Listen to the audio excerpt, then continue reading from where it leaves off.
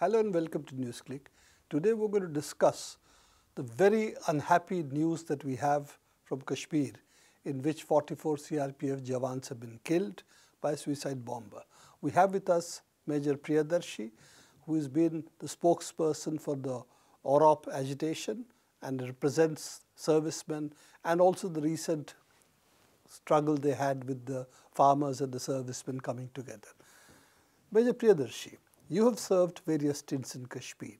Do you think this is a watershed moment in terms of the violence we are seeing?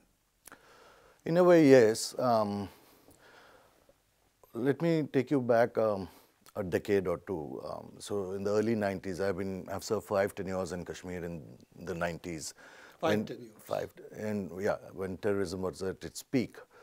Those days, the nature of the war that we fought was more proxy war funded by Pakistan with foreign fighters, open borders, porous borders, and there were many of them, more than 5,000 of them in those days, and we were constantly on an edge doing what we had to do.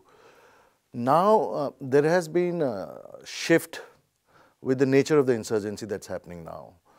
In so much that most of the insurgency that is now happening, the numbers are low at 250 or 300 terrorists as compared to 5,000 in those days.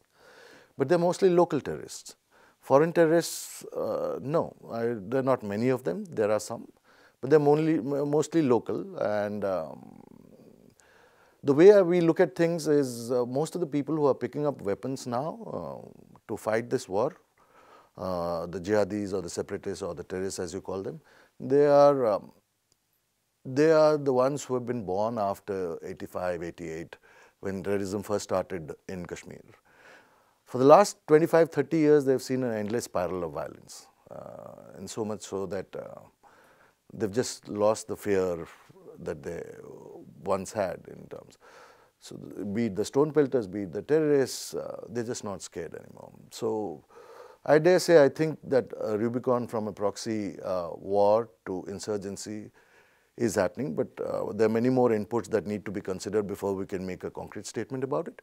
But yes, this is a different war, and this is a different form of the spiral of violence or the escalation of violence that we now see.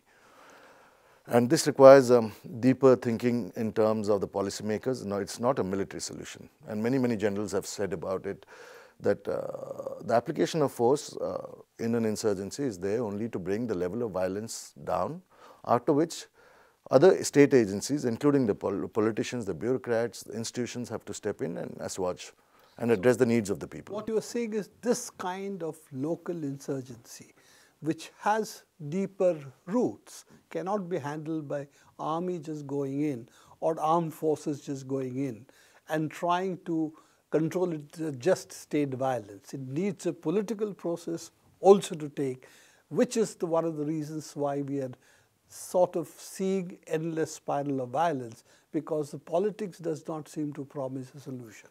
The needs of the people are like any other people across the country or in the world. Jobs, education, healthcare, the option to live a dignified life. They have their own problems, but somebody has to address them.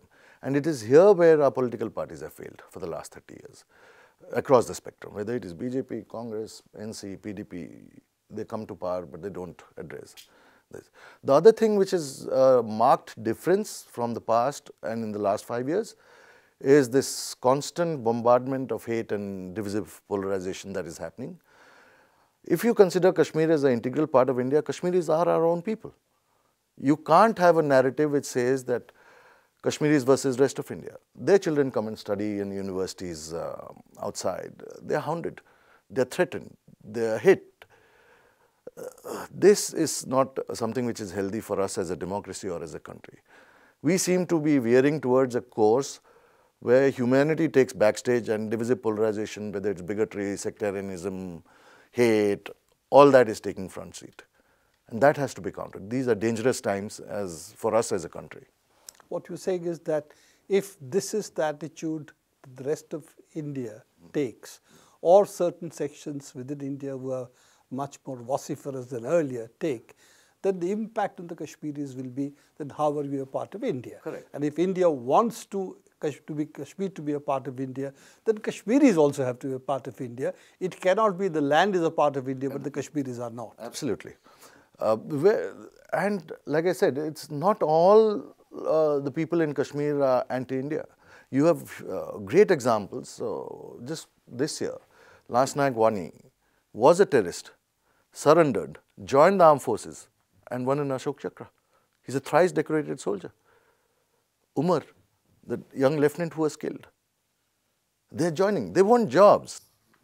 And, but you know, Kashmiris have also the other issue that all that is fine, rights of citizens and everything, but they also want the terms on which the accession took place. That also to be respected.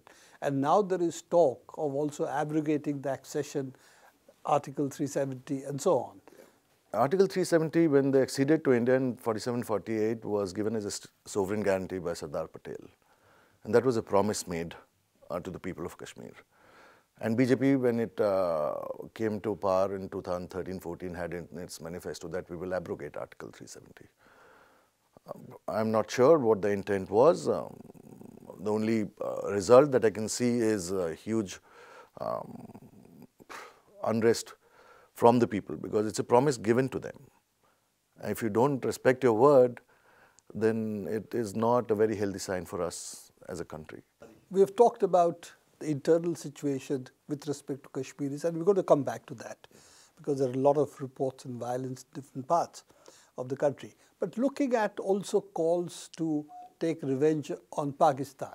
Now, there are two nuclear armed powers. What is the viability of military adventurism with respect to revenge that these voices are saying? And some of them are very senior army generals as well. Let me put it this way. The Indian Army is a professional army. They know what to do. They know that, well, if attack of this nature has happened, they will know how to avenge it in their own time, in their own place, at the time and location will be as per their choosing. So I'm sure it will happen. We don't need to politicize it. This rabid politicization of the armed forces is yet another danger. The bodies in Kashmir had not yet been recovered, had not been flown out of Srinagar, and we have right-wing channels talking about vote usko do jo surgical strike karega. General Huda, the Northern Army commander, when the surgical strike happened, has recently spoken about it and said this politicization is not a healthy sign for us, as not only as a nation but for the armed forces as well. It implies that the right wing is hell-bent on politicizing the armed forces, which was in our times and even now, we take pride in being secular, obeying the constitution as it is without laying any heed to caste, creed or religion, but even that is changing, and these are not very healthy signs. And also, this is not the sign of a professional army. Professional army. But I'm sure the army, it is a professional army. There are no two ways about it. These are dangers which are creeping in and which has to be recognized and addressed, and I'm sure the senior officers of the armed forces will be taking steps to do that. But politics at the cost of dead bodies, at the cost of our soldiers is not something which is palatable. It's very insulting. It is shameful. I run out of adjectives to describe it. Also, we see a huge concerted campaign across India as we speak to target Kashmiris staying in the rest of India. Or yes. People, and this is again the right-wing organizations are garroting the houses, threatening them, threatening them to kill them, hit them. Where are we going? Vehicles have been burned in Jammu. Trains have been stopped in Mumbai. To what intent? This is the time for national mourning. We lost 44 of our brave hearts. This is not something this is not the time for rhetoric and jingoism to just gain political power. Even if you gain political power, what are you doing with it? And who's paying the cost of this political Exactly. power? I've been wounded twice in Kashmir. I've taken dead bodies home. I know how difficult it is for families when they get shattered with a son dying, with a husband dying, families get shattered. Children grow up in trauma. It's very fine to have jingoism and rhetoric in news channels, on the streets, by the right wing. But for heaven's sake, somebody is paying a price for it in blood. And also the Kashmiris, whose Kashmiris. houses are being attacked, burned, and so on. On one hand, you say we stand by our armed forces, but on the other hand, you do exactly the opposite. In the last 5 years, we have had issues on one rank, one pension, constant lies that we have given it, degradation of soldiers, disability pensions. These very men who have died or have been wounded and are disabled will face problems because Ministry of Defence is a compulsive litigant against disabled soldiers. Those who fight in Kashmir or in anywhere in the country, anywhere in the country. There have been instances of CDA, the Controller of Defence Accounts, asking families to produce a body before they can claim pension. Now, on a bomb blast of this nature, there are smithereens. You will not have a trace of a body, other than maybe a piece or whatever. Where on earth is that family going to get? And these are the sort of things which happen, which policymakers and politicians and the bureaucrats do not understand or do not take steps to correct. Just jingoism that we stand by our soldiers, our brave are great, we will fight, but well, somebody has to pay the price and we are paying the price. Last question, do you have an appeal? You know, we had 1984, we saw the scars of that, it still remains today in the country.